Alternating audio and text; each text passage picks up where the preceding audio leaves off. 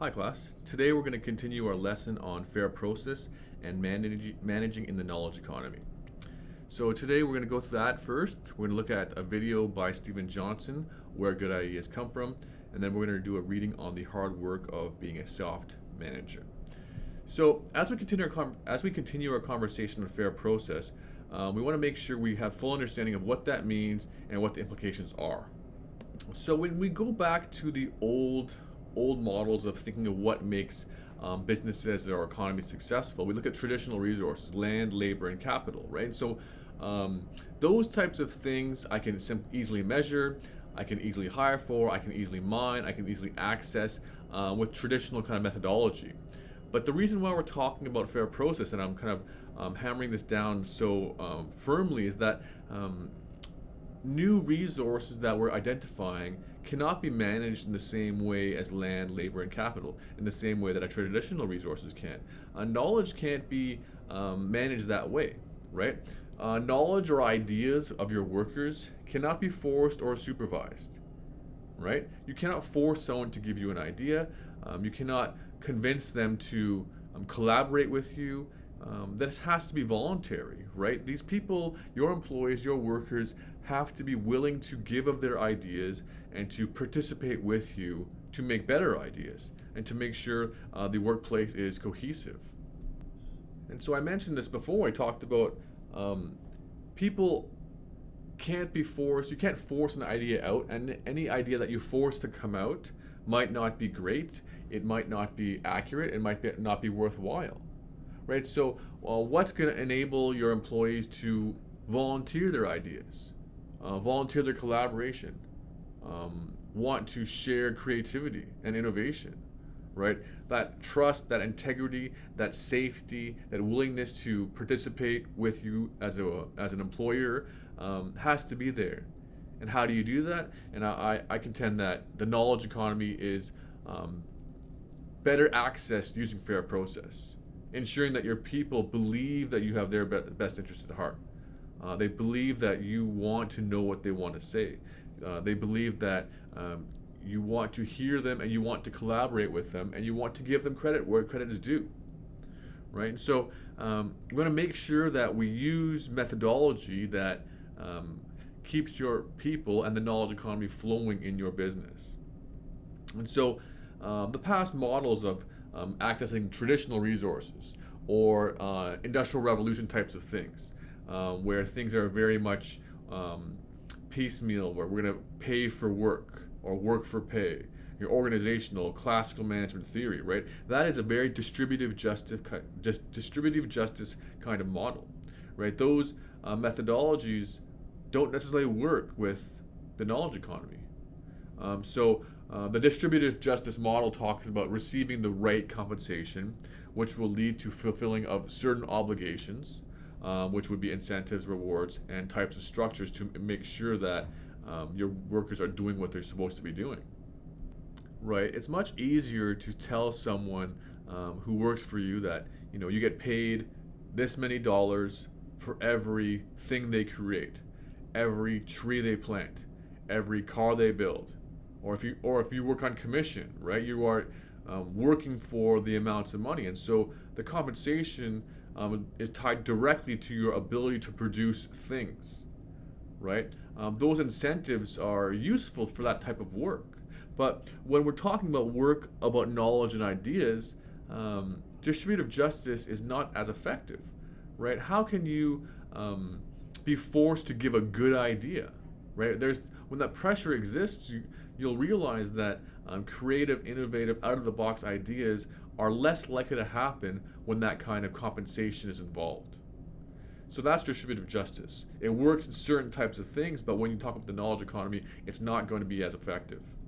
And so the next model we're talking about is fair process, right? Fair process uses something called procedural justice, ensuring there's trust and commitment, leading to voluntary cooperation and contribution, driving performance, driving sharing, and increasing creativity and collaboration. Right? Again, we are not wanting to build our companies and our economies on your ability to produce things, right? Those, of course, are part of this process, but how you are really going to grow and create and innovate is through ideas, right? The ability for people to work together to create better and newer things, right? The industrialized process is good for things that are repetitive. It's good for things that are building structures that we already know exist. But the future holds unknowns, and unknowns need to be met with new ideas, new innovations, and new procedures. So the old distributive justice motivations are not going to get that. The procedural justice motivations are going to get that in a much greater scale. So you want to see that it's all about involving your people, right? It's all about letting them understand why you've made a choice and being part of that choice. It's all about them knowing what's expected of them, right? Knowing that their ideas are valued, knowing that they're allowed to make mistakes without fear of retribution, right? The methodology that you operate your business is extraordinarily important to get that sharing of ideas and collaboration of people. So now I want to show you a diagram that hopefully is going to help illustrate this. It might be a little bit abstract, but I think it will help a little bit. So let's take this time to look at a comparison of what distributive justice and procedural justice might accomplish for us. So this is just a kind of a thought process or a thought experiment here. So if you look at distributive justice, what tools typically are used? Resource allocation, getting paid the right amount, economic incentives, structured methodology, right? Again, these are all useful, fair, good management tools. Whereas in procedural justice, we talk about engagement, explanation, expectation, clarity, okay? So they're a little bit harder to define, harder to, look at and see tangibly. Okay, and so what do people think about if they're workers with the distributive justice model? You know, I got what I deserved, I'm paid fairly, I got the correct compensation, you know, I'm giving them enough resources, so it's perfect. That's exactly what you want to happen, right? You want people to feel like they're getting what they deserve. Of course you do. But they're only satisfied with the outcomes that they've received. However, you're not building what fair process and procedural justice may build, which would be trust and commitment to a cause, trust and commitment to an organization, right? An individual feeling that they matter, they count, they're part of a larger, bigger idea, right? You can already see, you know, I get what I deserved, I got paid the right amount, I'm happy with what the outcome was, versus, you know, I feel part of something. I feel my opinion counts, I feel I matter. You know, those are two very, very different feelings for an employee. And they're going to result in two very, very different results ultimately, okay? And then what's the behavior, right? If people feel they get what they deserved, they'll do what they're told, right? That makes sense, right? I'm going to get paid fairly. I'm going to make the amount of money if I do what I'm told to do. Do I do the right job without too many mistakes? And so that's fine.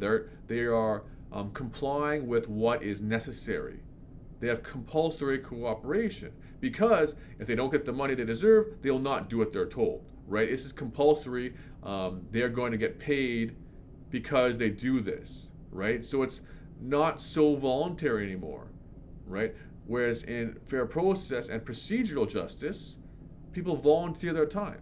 People volunteer to do more. You know, I'm going to go beyond the call of duty because, one, yes, I'm going to get paid properly, but I feel like I'm part of this process. I feel like I am part of the system that's going to create a bigger and better company, right? So that is better for a business that wants to grow. You know, doing exactly what's asked of you, doing what you're required to accomplish, that's going to keep you on this kind of steady plateau. However, if you do more and go beyond, this is likely to make your organization grow. The last one is what's going to happen. Ultimately, if you believe you'll get what you deserve, therefore you'll do what you're told, therefore you are going to meet the expectations of the organization. Again, nothing wrong with meeting expectations. Expectation is good. Meeting them is great. However, what's better is to exceed expectations. The only way someone's going to exceed the expectations of an organization if they are self-motivated to do so. And what's going to make someone, an individual, a worker, and an employee exceed what's expected of them, to do more than what's asked, right? Just getting paid what you deserve? Sure, that helps. But feeling part of an organization, feeling like you belong, feeling like you are heard, that your opinion matters, you're going to do more than what's expected. And that's ultimately what we want to happen. And so let's look at this little chart here to see what happens, right? So if we're talking about distributive justice, we'll look at the bottom part. If we talk about procedural justice, let's look at this darker place, right? So in the beginning, everyone has to get what they deserve. There has to be distributive justice. Getting a certain amount paid, doing what is expected, all those kinds of things. And so the difference in performance and outcome is not going to be significant. But as time goes on, as more things are happening, as you work more, you're given different projects, you're going to keep on working, your productivity is going to happen, but you're going to plateau. Ultimately, you're just going to do what's required of you. You're going to do what's required of your job description, okay? Because you don't feel appreciated more than what the job entails. Then you just become a worker. You're a cog in a bigger machine, right? Again, your productivity matters, but it only matters to what you can accomplish. And you feel, at that point, employees feel like they are tools, they are disposable. Whereas if there's procedural justice, someone's going to work above and beyond the level of compulsory cooperation. They're going to work above and beyond, do more, volunteer more, collaborate more, participate more, join clubs, join teams, join parts of this organization that make it better, that's going to grow it. And so while the compulsory cooperation aspect is going to plateau based on distributive justice, the procedural justice component is going to continue to grow. And again, if you're an organization, do you want your growth curve to look like that? Or do you want your growth curve to look like that? Right? You want to continue to grow, continue to innovate, continue to change, because that's what's going to make your organization stronger, more powerful, and ready for the unknown that's going to be happening in the future. So hopefully that diagram helped illustrate what we're talking about when we talk about distributive justice versus procedural justice and what our companies want to get out of our employees, right? We want our employees to be participants in what we do, not just our workers, right? So when we think about that, I hope that you agree with me. I hope that this makes sense to you, that you want to use procedural justice. At the same time, you want to use distributive justice because people want to be compensated correctly. But procedural justice has to be a much more overarching aspect of how you treat your people, right? With the fair process, ensuring that you can access the knowledge economy. So if you believe this, I believe this, and I think this is relatively widely known to a certain degree, maybe not in this kind of technical aspect, but the question is, why doesn't everyone do this? Why don't organizations adopt these kinds of models or these kinds of ways of thinking, right? There are a couple reasons maybe why the people at the top aren't going to implement this. One, people want to give people what they deserve, right? It's much more tangible. It's an easy solution, right? It's a simple solution. You do this, I'm going to pay you appropriately. And of course, everyone wants this. It's not against what we're talking about. Giving people what they deserve matters, and that's a baseline that everyone has to have. And so people think that since that's the baseline, that's all they need to do. When in reality, that's not all they need to do. That's just the minimum they need to do. Give people what they want, because then you'll get if you give them the minimum of what they need, they're going to do the minimum of what they can do for you and your organization, right? You don't want their minimum. You want their maximum, okay? Two, maybe they don't understand what fair process is, right? Maybe they think that they're doing fair process. They're asking questions but not actually taking feedback. That's possible. They're not doing it properly. Fair process is not about giving people what they deserve. Fair process requires you to understand the methodology by which fair process works. And so typically, giving people what they want is fair outcomes, and giving people a fair process is engagement, explanation, and expectation clarity. But again, why don't people do this? Often people don't do this because they're trying to maintain something else, right? They're trying to maintain what got them to where they are. Okay, so they get to a position of power and they give people what they deserve. They think that's fair outcomes, but they confuse that with fair process, perhaps. But what's fair process? Can they do these things? Ultimately, they can. Ultimately, they probably know how to do it. But ultimately, it's difficult to do it because they don't want to give up power. Okay? What is power? Everyone understands and knows that knowledge, ideas are power.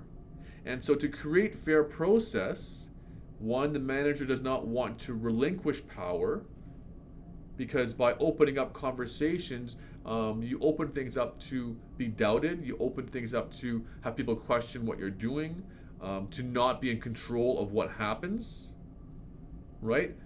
And so you don't want to do it as a manager.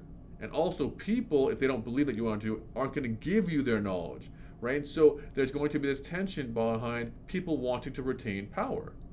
And the manager or the leader at the top has achieved this power. And so it's very difficult for a manager to give up the power when they've worked so hard to get it. Right? Getting that power was part of what drove them there, but now we're saying, give up that power, release it to your people, because we believe the people will give it back to you. But there's that fear that they're not going to get the power back. Okay? Another thought is that people are only concerned with themselves. And that's actually a sad thought, right? People often believe that people are self-interested and selfish and only want to do and accomplish what they want to do. However, the reality is people are relational. People want to be part of something. People want to grow something. It's incredible. When you enter the workforce, you're probably going to feel this. You might already feel this now. Like when I was growing up, I was taught often, you want to get a good job in a good company, and you want to grow within this company, and you want to live that corporate life, right? Lots of people don't want that anymore.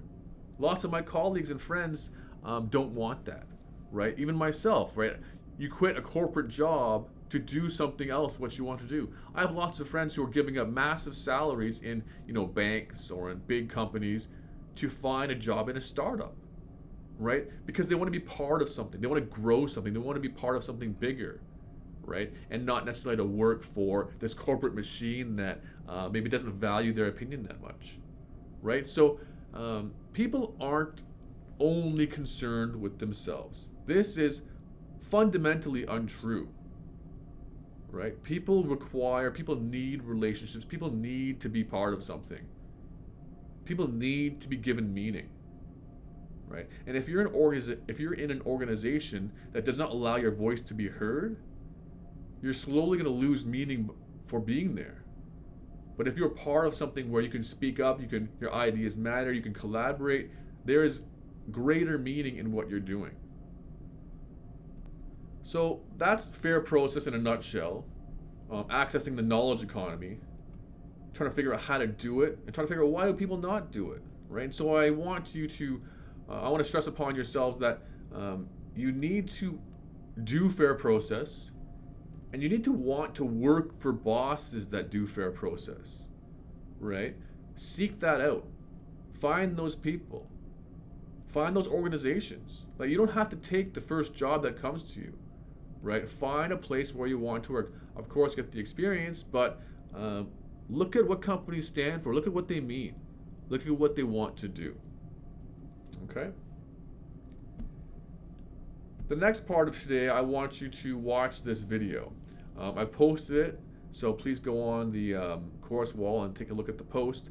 But it's called "Where Good Ideas Come From" by Steven Johnson, and he relates the creation of innovation of new ideas to what we're talking about. It's not exactly the same as fair process, but He's talking about the knowledge economy. He's talking about the necessity for people to talk and to interact and to create new ideas. And that's not a designed, planned, controlled system where the classical management theorist might say. The behavioral theorist is going to look at what Steven Johnson's talking about and likely agree. So pause this now, go watch that video. Okay, once you've watched that video, go take a break, and we'll come back and you can finish off the rest. Okay? So now that you're back after watching the video, hopefully that gave you some insight into what we're talking about here. But now, take the time to have the break, and next I want you to read The Hard Work of Being a Soft Manager. Okay, so I posted that again on the class wall. So read this article, and I'm going to give you some time the rest of the class to read this and to do some Edsby posts. So pause the video again, go ahead and go read the article, highlight, take notes, whatever you need to do. And since you've finished reading the article now, take a look at your 2 pieces of work that you need to consider. So our follow-up work for today's lesson is this. I want you to comment on one of the following topics for homework on Edsby. So 1, how does a TED Talk relate to our conversations regarding the knowledge economy?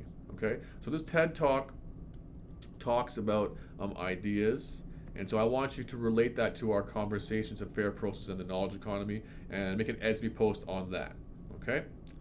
Or, how does the article that you just read about the hard work of being a soft manager, how does that article relate to any of the management theories that we've discussed last lesson? So these are 2 comments, 1, 2, but I only want you to make 1 comment on one of them.